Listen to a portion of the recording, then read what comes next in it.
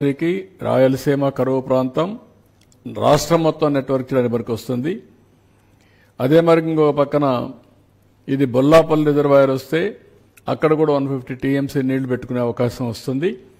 అప్పుడు ఏ మాత్రం కూడా ఇబ్బంది లేకుండా మీరు చూస్తే పులిచింతలు ఉంటుంది, బొల్లాపల్లి ఉంటుంది, నాగార్జునసాగర్ ఉంటుంది, శ్రీశైలం ఉంటుంది. శ్రీశైలం నాగార్జునసాగర్ ఇంటర్ స్టేట్ రెండు రాష్ట్రాలకు సంబంధించిన ప్రాజెక్ట్స్. బొల్లాపల్లి పులిచింతల ఓన్లీ ఆంధ్రప్రదేశ్ సంబంధించిన ప్రాజెక్ట్స్. అప్పుడు మొత్తం ఈ ప్రాజెక్టులు వస్తే ఇక్కడ నీళ్లుంటే రాయలసీమకు కూడా పుష్ చేయడానికి అవకాశం వస్తుంది.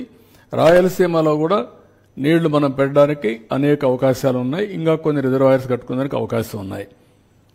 మీరు చూస్తే సోమశిల అండ్ కందలేరి రెండే 150 టీఎంసీ నీళ్లు మనం పెట్టుకునే అవకాశం ఉంది. ఆ రెండు కానీ ఫుల్ అయితే 150 టీఎంసీ ఆఫ్ వాటర్ రెంట్లో పెట్టుకుంటాం. ఇది వచ్చి మనకు గండికోట 25 టీఎంసీ నీళ్లు మనం పెట్టుకునే అవకాశం ఉంది. ఇంకా మిగిలిన బ్రహ్మసాగర్ కానీ ఇవన్నీ చాలా ఉన్నాయి, చిన్నవి పెద్ద ప్రాజెక్ట్స్ అన్నీ. ఇవన్నీ కూడా మనం వాటర్ స్టోర్ చేసే అవకాశం వస్తుంది. ఇవన్నీ కూడా ఏంటంటే ఎట్టి పరిస్థితుల్లో ఇది చేయగలిగితే ఈ రాష్ట్రానికి సౌత్ ఇండియాలోనే కాదు ఇండియాలో one of the best irrigation infrastructure వస్తుంది. ఒకసారి ఇరిగేషన్ ఇన్ఫ్రాస్ట్రక్చర్ వస్తే రాయలసీమ హార్టికల్చర్ హబ్గా తయారవుతుంది. ఇక్కడ ఆంధ్రప్రదేశ్లో అక్వాకల్చర్ ఉంటుంది. ఇంకొక పక్కన ఎక్కడ కరువు అనే మాట ఉండదు. తాగడానికి నీళ్లు, ఇండస్ట్రీకి నీళ్లు ఇవన్నీ కూడా వస్తాయి. It is a game changer. మనం చేసేదంతా సముద్రం లేకపోయే 3000 టీఎంసీ నీళ్లలో 300 టీఎంసీ 10% నీళ్లు డైవర్ట్ చేయడమే మనం చేయాల్సింది. कीटाणु बाहर से आया, सबको डराया जब फ्लोर पे आया. आया कीटाणु बाहर से आया. 99.9% जर्म्स और रखें आपका घर साफ और सुरक्षित. आया कीटाणु बाहर से आया, सबको डराया जब आया. దీనివల్ల ఎక్కడికక్కడ రిజర్వాయర్స్ అన్ని కూడా ఒక బ్యాలెన్సింగ్ రిజర్వాయర్స్ గా తయారవుతాయి. ఎప్పుడు ఒకసారి మనకు కష్టం వచ్చినప్పుడు అక్కడ నీళ్లు ఉంటాయి. బొల్లాపల్లి నీళ్లు 150 టీఎంసీ ఉంటే రాయలసీమలో నీళ్లు కావాలంటే ఇక్కడి నుంచి పుష్ చేస్తాం. లేదు కృష్ణాకు నీళ్లు కావాలంటే అక్కడి నుంచి కింది తీసుకొస్తాం. ఓసారి నాగార్జునసాగర్లో సర్ప్లస్ వాటర్ వస్తే ఇప్పుడు మొన్న 800 టీఎంసీ సముద్రంలో అయిపోయినాయి. ఆ 150 టీఎంసీ అక్కడే పెట్టుకుంటాం. సో దట్ ఫ్లడ్ కంట్రోల్గా మనకు వస్తుంది. రెండోది రిజర్వాయర్స్ బ్యాలెన్సింగ్గా మనకు వస్తాయి.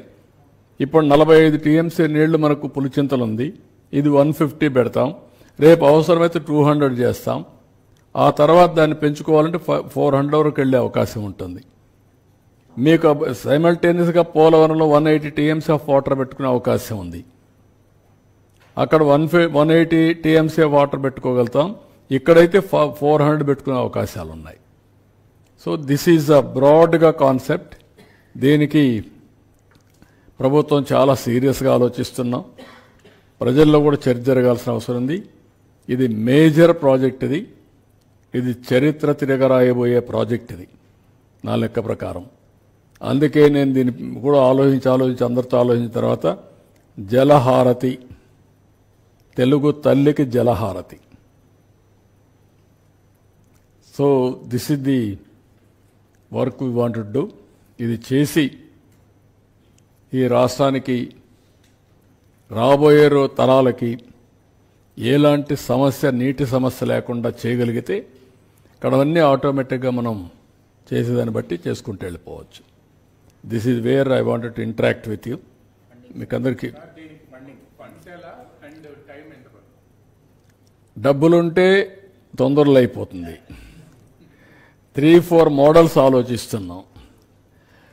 ఒక మోడల్ మనం ఎంతవరకు ఫ్లెక్సిబిలిటీ తీసుకోగలుగుతాం.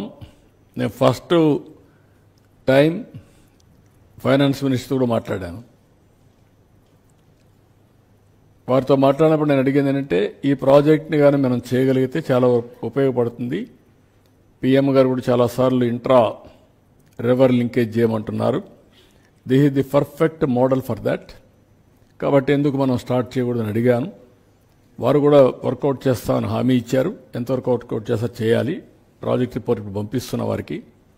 పంపించిన తర్వాత ఒక హైబ్రిడ్ మోడల్లో వర్కౌట్ చేయాలి.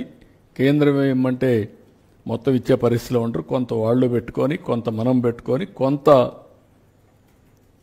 హైబ్రిడ్ మోడల్లో ఎవరైనా కానీ వచ్చి చేస్తానంటే అలాంటి ప్రైవేట్ పార్టీస్ కూడా ఒక 20-25 సంవత్సరాలకు రీపేమెంట్ కానీ పోగలిగితే it is a game changer అవుతుంది. ఒకేసారి మనం పే చేయలేం. ఆదాయం కూడా